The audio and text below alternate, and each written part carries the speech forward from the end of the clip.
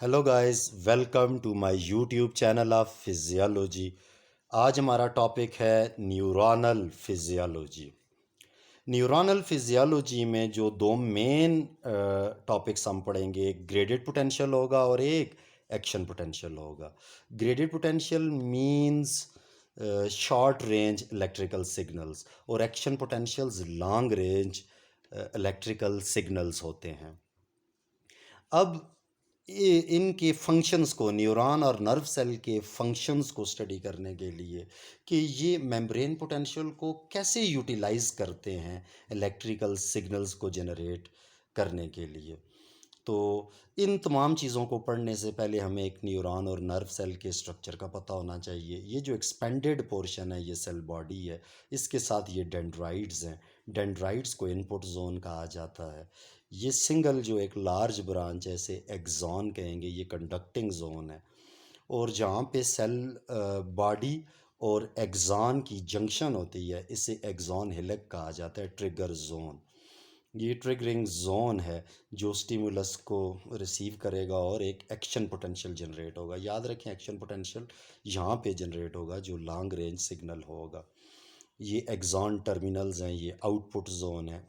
Axon terminal के and पे एक नॉब लाइक स्ट्रक्चर होगा, इन्हें साइनेप्टिक नॉब्स और टर्मिनल बटन्स कहा जाता है, जिनके अंदर ये राउंड ब्लू कलर के जो वेजिकल्स हैं, ये साइनेप्टिक वेजिकल्स हैं।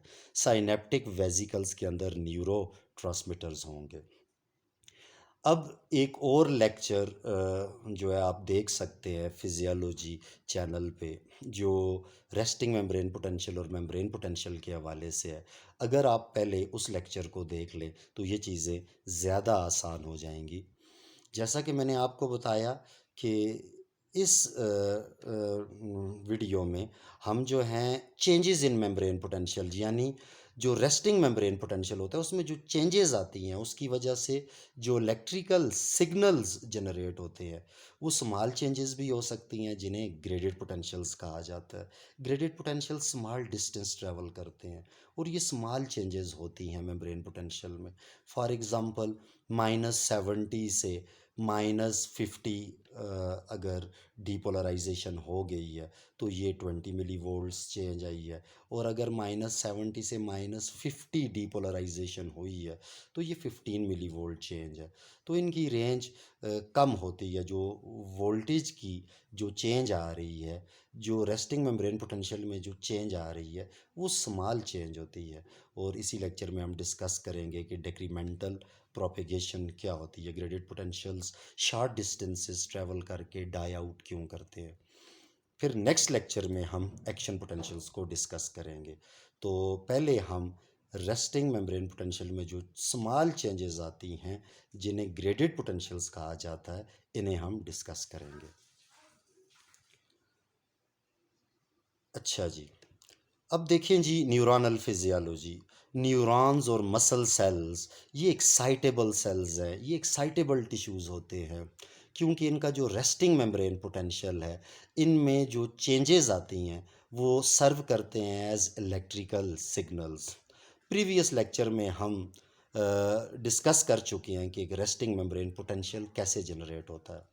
अब इलेक्ट्रिकल रेस्टिंग मेम्ब्रेन पोटेंशियल में जो चेंज आएगी उन्हें हम इलेक्ट्रिकल सिग्नल्स कहेंगे। इलेक्ट्रिकल सिग्नल्स सेल्स की आपस में कम्युनिकेशन के लिए ज़रूरी हैं, सेल्स के आपस में कोऑर्डिनेशन के लिए ज़रूरी हैं।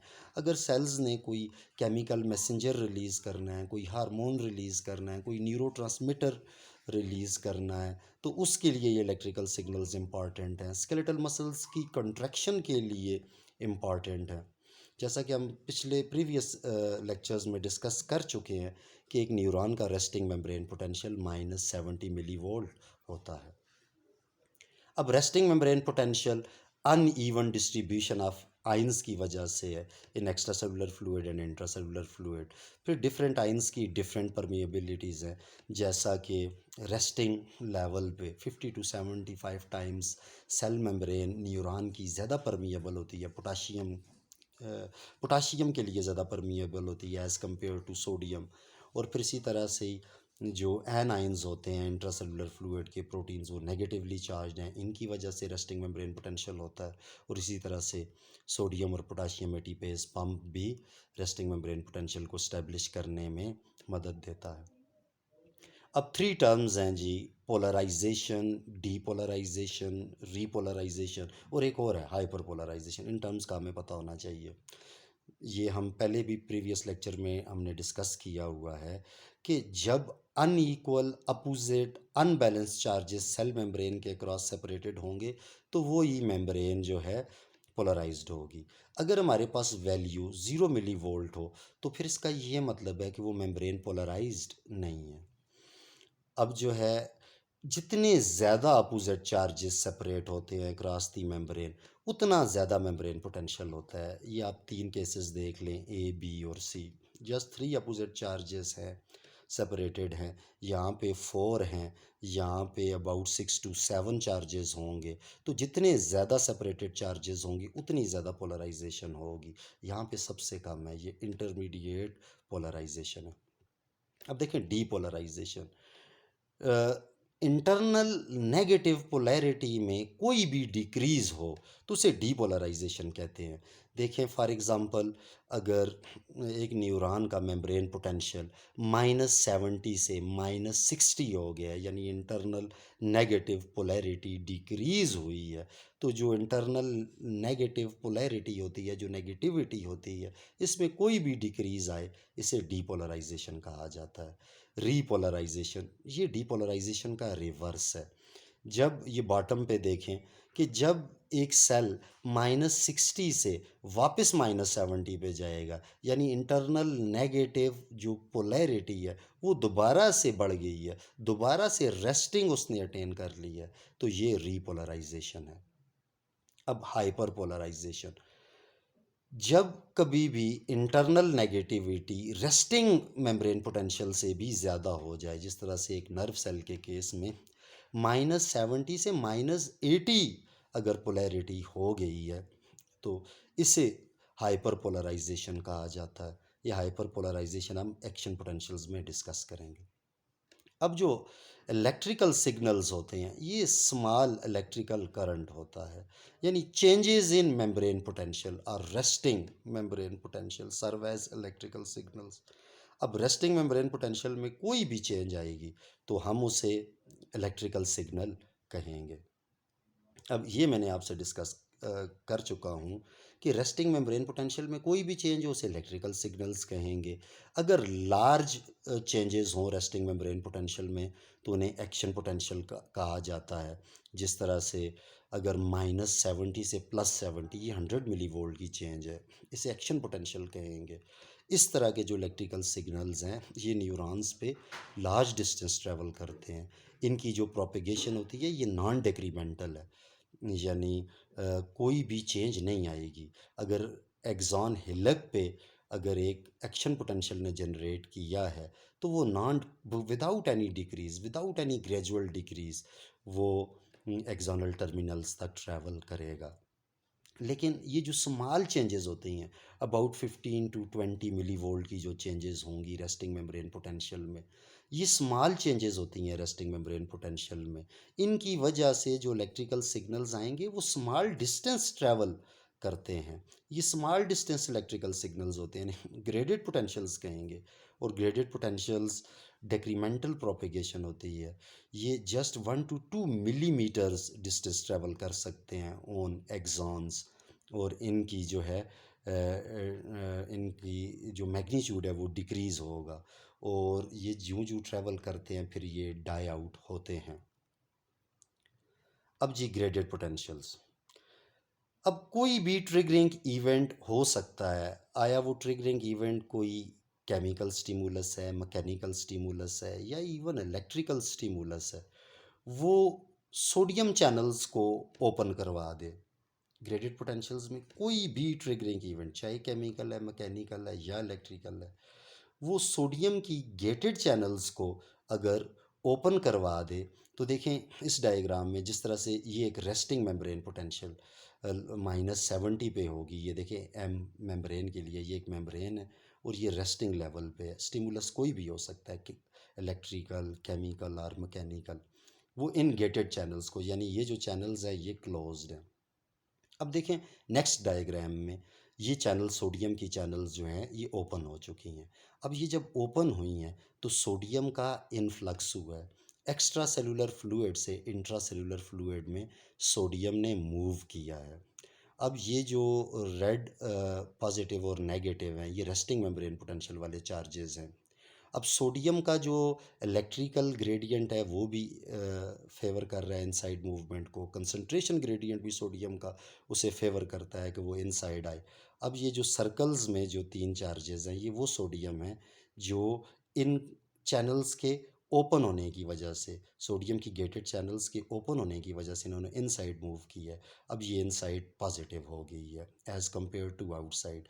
ये जो ओपन सर्कल्स हैं जिनमें ये जो ब्लू कलर के सर्कल्स हैं ये लेस पॉजिटिव एरिया को शो करेगा क्योंकि ये पॉजिटिव चार्जेस अब इनसाइड आ चुके हैं। इसे एक्टिव एरिया कहा जाता है। अब इसका जो एडजेसेंट एरिया है ये रेस्टिंग मेम्ब्रेन पोटेंशियल पे है, ये एडजेसेंट इनएक्टिव एरिया है।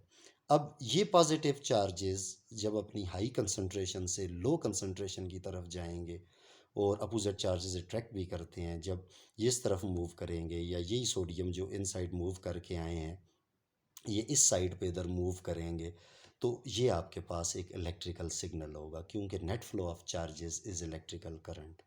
अब ये दोनों डायरेक्शन में मूव करेगा। इन साइड जो है ये लेफ़्ट साइड पे मूव कर रहे हैं चार्जेस, यहाँ पे डेफिशिएंसी है पॉजिटिव चार्जेस की, तो पॉजिटिव चार्जेस इधर राइट साइड पे मूव करेंगे। आउटसाइड और इनसाइड अपोजिट डायरेक्शंस में ये इलेक्ट्रिकल सिग्नल्स मूव करते हैं। ये शॉर्ट डिस्टेंस ट्रेवल करते हैं जस्ट 1 to 2 मिलीमीटर्स, और ये शॉर्ट रेंज सिग्नल्स होंगे, ये ग्रेडेड पोटेंशियल्स होंगे। अब जो है ये मैं पहले भी डिस्कस कर चुका हूँ कि जो है एक्टिव एरिया से एडजेसेंट इनएक्टिव एरिया की तरफ जो नेट चार्जेस की मूवमेंट होती है ये इलेक्ट्रिकल करंट होगा, ये इलेक्ट्रिकल सिग्नल्स होंगे। ट्रिगरिंग इवेंट केमिकल भी हो सकता है, इलेक्ट्रिकल भी हो सकता है, मैकेनिकल भी हो सकता है। और जो गेटेड चैनल्स हैं, अगर कोई केमिकल स्टिमुलस गेट को ओपन करवा रहा है तो केमिकली गेटेड होंगी। इसी तरह से अगर कोई मैकेनिकल स्टिमुलस गेट को ओपन कर रहा है तो फिर वो मैकेनिकली गेटेड होंगी। और अगर वोल्टेज की चेंज की वजह से अगर गेट्स ओपन हो रहे हैं तो वो वोल्टेज गेटेड चैनल्स होंगी। जैसा कि स्टार्ट में भी बताया गया था कि ग्रेडेड पोटेंशियल्स डेक्रीमेंटल होते हैं, यानी ग्रेजुअल डिक्रीज आएगी। They will die out after travelling small distances due to open leak channels. जिस तरह से ये फॉर एग्जांपल गेटेड चैनल्स थी, यानी ये जो है जो गेटेड चैनल्स हैं अब ये ओपन हैं। अब ये सोडियम ने इनसाइड मूव की है। अब ये एक्टिव एरिया से एडजेसेंट इनएक्टिव एरिया की तरफ ये मूव कर रहे हैं सोडियम। तो ये सोडियम जो इनसाइड आए थे जिनकी वजह से करंट ने मूव किया, ये अब लीक चैनल्स, सोडियम की लीक चैनल्स की वजह से बाहर चले जाएंगे। इसे इलेक्ट्रॉनिक कंडक्शन कहा जाता है। तो इस जो इलेक्ट्रॉनिक कंडक्शन होती है, जो सोडियम की लीक चैनल से आउटसाइड मूवमेंट होगी, तो ये जो मेम्ब्रेन पोटेंशियल यहाँ पे जो एस्टेब्लिश हुआ था, जो एक स्लाइट डिक्रीज आई थी क्योंकि पॉजिटिव ने इनसाइड मूव किया, आउटसाइड जो है पॉजिटिव की डेफिशिएंसी हुई है, इनसाइड पे पॉजिटिव के मूव करने से नेगेटिव चार्जेस डिक्रीज किए हैं, तो इनसाइड रिलेटिवली लेस नेगेटिव हुई है। इस चेंज की वजह से एक्टिव एरिया और एडजेसेंट इनएक्टिव एरिया में एक्टिव एरिया से एडजेसेंट इनएक्टिव एरिया की तरफ से जो चार्जेस ने मूव किया है, जो एक स्मॉल इलेक्ट्रिकल करंट प्रोड्यूस हुआ है वो इन लीक चैनल्स की वजह से लीक आउट हो जाता है। और फिर जो यहाँ पे एक चेंज आती है वोल्टेज की इन चार्जेस की वजह से, अब ये चार्जेस ही बाहर चले गए हैं तो वो चेंज ख़त्म होना शुरू हो जाती है। वो जो एक चेंज इन पोटेंशियल थी वो ख़त्म होना शुरू हो जाती है। तो graded potential small distances travel करने के बाद ख़त्म हो जाते हैं। ग्रेडेड पोटेंशियल्स जस्ट इफेक्टिव हैं 1 to 2 मिलीमीटर्स के लिए। ग्रेडेड पोटेंशियल्स का जो स्प्रेड होता है दोनों तरफ होगा, across the sorry along the sides of axon from right to left side और left to right side, इसे पैसिव कंडक्शन कहा जाता है। ये लोकल करंट होता है और ये जो लोकल करंट है ये जो है लॉस कर जाएगा। लेकिन जो अक्रॉस दी मेम्ब्रेन जिस तरह से इनसाइड से आउटसाइड थ्रू लीक चैनल्स जो सोडियम आउटसाइड की तरफ गए हैं, इसे इलेक्ट्रॉनिक कंडक्शन कहा जाता है। और यही इलेक्ट्रॉनिक कंडक्शन जो चेंज इन मेम्ब्रेन पोटेंशियल होती है उसे ख़त्म कर देती है, जिसकी वजह से जो ग्रेडेड पोटेंशियल्स हैं वो डाई आउट कर जाते हैं। ग्रेडेड पोटेंशियल्स इम्पॉर्टेंट हैं।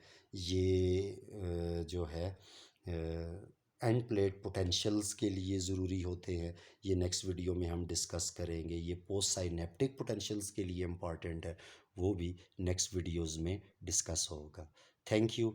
आपने जो है लेक्चर्स को लाइक भी करना है, शेयर भी करना है, चैनल को सब्सक्राइब भी करना है। और अगर आपके लिए ये हेल्पफुल है तो आपने इसे जो है इस पे कमेंट्स भी करने हैं। Thanks for watching.